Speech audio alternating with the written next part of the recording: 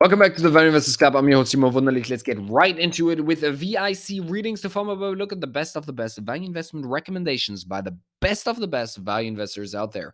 Today we have NORFOLK Southern Corp. Ticker is NSC. Price at the point of filing is $207.30.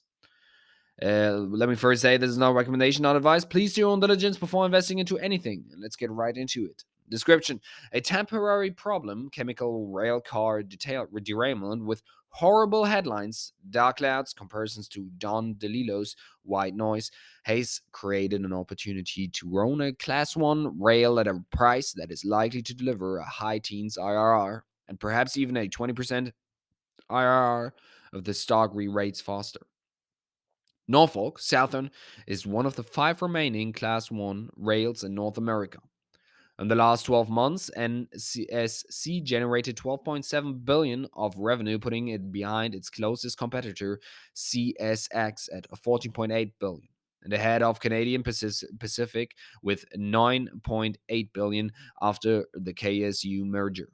Currently, NSC trades at the lowest multiple among all 5 rails. Its PE is at a 1.4 standard deviation below its 5-year average. With an entry PE of 14.6x, entry yields of 6.9%, mid single digit revenue growth, operating income growth slightly in excess of revenue growth, and continued share repurchases, NSC should be able to sustain EPS growth of about 9 to 11%, resulting in a long term IRR of 15.9 or to 17.9%. If the stock re-rates at to 18.2x earnings, that would be a 24% uplift to the multiple. Over 10 years, it would raise the IRR by 2.4% per year. This opportunity exists as a result of the negative headlines related to NSC's February 3 derailment in East Palestine, Ohio. The train derailed because of overheating of its wheels. After the train derailed, tank cars contained hazardous chemicals continued overheating for days due to a polymerization process. A decision was made to vent the chemicals. Eventually, East Palestine's own fire department decided to burn the chemicals.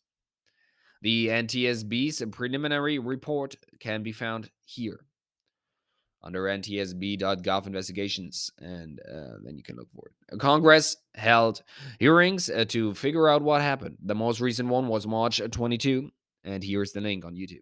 My conclusion from watching the hearing is that there's little that NSC could have done to prevent the accident, and that NSC is not at fault. They have responded proactively to the tragic incident, helping the community in many different ways. NSC set up a website showing its contributions to the community, 26.6 million so far.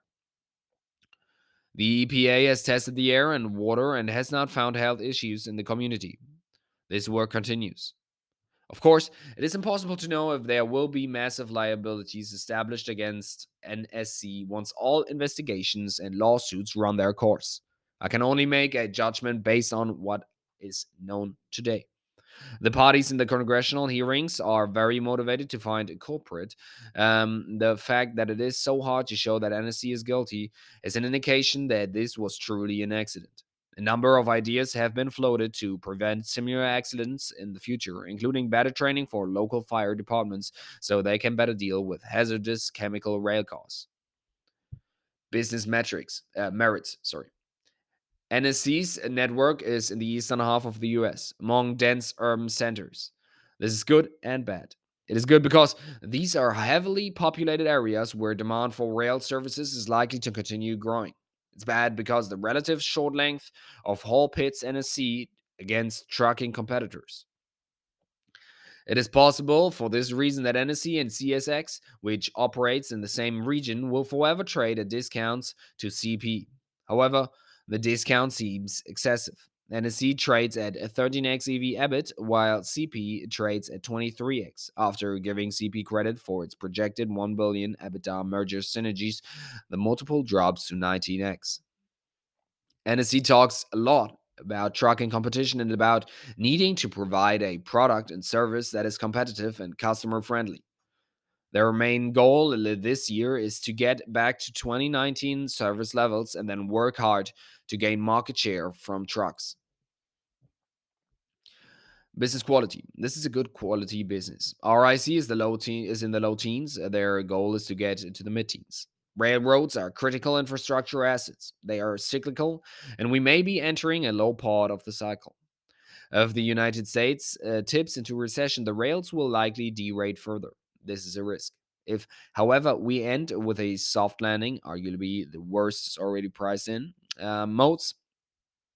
Oh, if we end up with a soft landing, arguably the worst is already priced in. Moats. These are the 5 types of moats. Does this company have any of them? Low cost production, high switching costs, network effects, intangible assets, and efficient scale. Class 1 railroads are considered very wide moat businesses. Nobody can replicate their network. Nothing similar will ever get built. Are there technological threats? Yes. The advent of electric trucks is a threat. One of the bull cases for rails is that moving freight by rail is much more energy efficient. Many large customers have decarbonization goals, and shipping by rail fits right into that imperative. However, if trucks were to go electric, it would remove this competitive advantage from rails and would, in fact, make rails worse than trucks on this metric. This is a risk.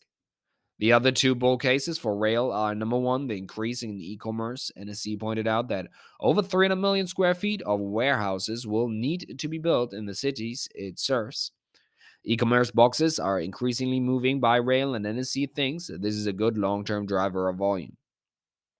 The second case is onshoring. Many types of advanced manufacturing are moving back to America, and this should also result in additional rail volume over time.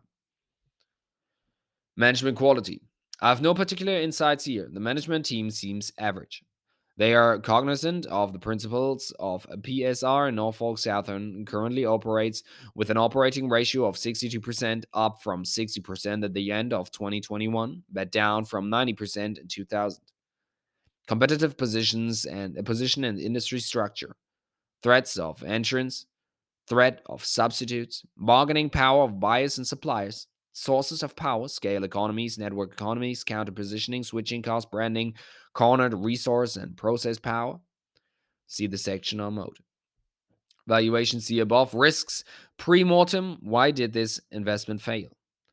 The biggest risk is some currently and for unforeseeable liability. The cleanup in East Palestine will take another 2 months. This will be continued distraction for NSC management and will result in slowed service, at least in that part of the network. Catalyst, no more bad news. Thank you very much for tuning in. See you next time, please. Tell me down in the comments below what you think of this idea. I like it really a lot. I have to dig deeper, way deeper, but this seems interesting. What do you think? See you next